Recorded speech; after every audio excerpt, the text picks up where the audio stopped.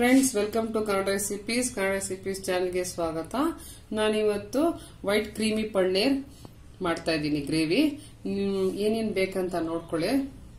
ನಾನು ದೊಡ್ಡ ಈರುಳ್ಳಿ ತಗೊಂಡಿದ್ದೀನಿ, ಕಟ್ ಮಾಡ್ಕೊಂಡಿದ್ದೀನಿ. 1 ಟೇಬಲ್ ಸ್ಪೂನ್ ಗೋಡಂಬಿ ತಗೊಂಡಿದ್ದೀನಿ. ಗಸಗಸೆ 1.5 ಟೇಬಲ್ ಸ್ಪೂನ್ ತಗೊಂಡಿದ್ದೀನಿ. ಉಪ್ಪು ರುಚಿಗೆ ತಕ್ಕಷ್ಟು.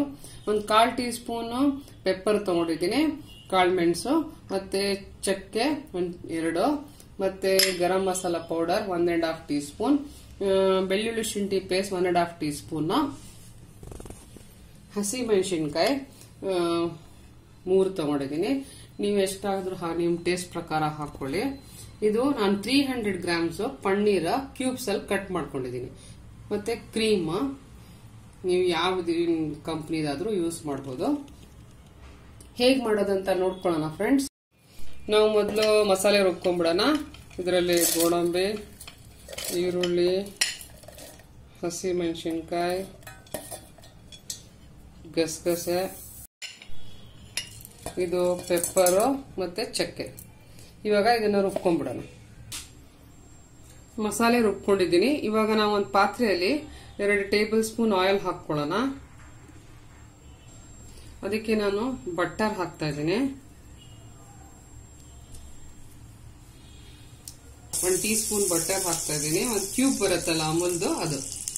ಇದಕ್ಕೆ ನಾನು ಈರುಳ್ಳಿ ಹಾಕ್ತಾ ಇದ್ದೀನಿ ಕಟ್ ಮಾಡ್ಕೊಂಡು.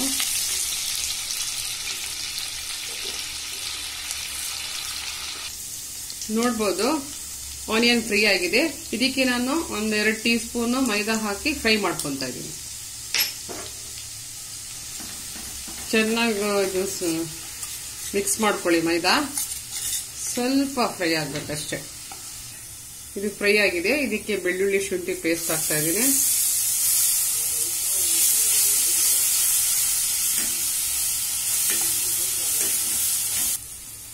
ಇದು ಬೆಳ್ಳುಳ್ಳಿ ಶುಂಠಿ ಚೆನ್ನಾಗಿ ಫ್ರೈ ಆಗಿದೆ ಪೇಸ್ಟ್. ಇದಕ್ಕೆ ನಾನು ರುಬ್ಕೊಂಡಿರೋದು ಪೇಸ್ಟ್ ಹಾಕ್ತಾ ಇದ್ದೀನಿ.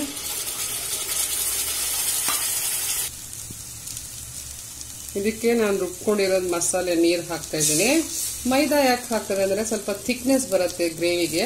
ಅದಕ್ಕೆ ನಾನು 2 ಟೀ ಸ್ಪೂನ್ ಮೈದಾ ಹಾಕಿದ್ದೀನಿ.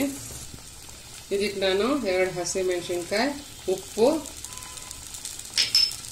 ಚೆನ್ನಾಗಿ ಮಿಕ್ಸ್ ಮಾಡ್ಕೊಳ್ಳಿ. ಪನ್ನೀರ್ ಹಾಕ್ತಾ ಇದ್ದೀನಿ.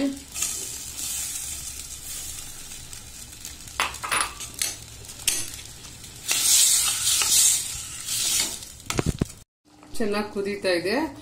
ಇವಾಗ ಇದಕ್ಕೆ ನಾವು ಕೊನೆಯದಾಗಿ ಗರಂ ಮಸಾಲಾ ಪೌಡರ್, ಕೊತ್ತಂಬರಿ ಸೊಪ್ಪು ಇದು ಚೆನ್ನಾಗಿ ಮಿಕ್ಸ್ ಮಾಡ್ಕೊಳ್ಳಿ.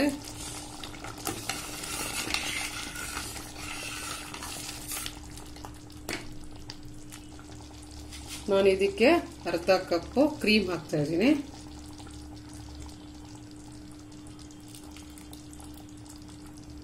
ಕ್ರೀಮ್ ಹಾಕಿದ ತಕ್ಷಣ 5 ನಿಮಿಷ ಇದು ಸಿಮ್ ಅಲ್ಲಿ ಇಟ್ಬಿಟ್ಟು ನಮ್ಮ ಗ್ರೇವಿ ರೆಡಿ ಆಗಿದೆ.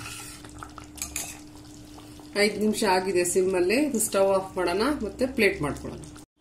Paneer creamy white gravy ready ಆಗಿದೆ ಫ್ರೆಂಡ್ಸ್. ನೀವು ಟ್ರೈ ಮಾಡಿ, ತುಂಬಾ ಟೇಸ್ಟಿಯಾಗಿ ಬರುತ್ತೆ. ವೀಕ್ಷಿಸಿ ಕನ್ನಡ ರೆಸಿಪೀಸ್. Thanks friends.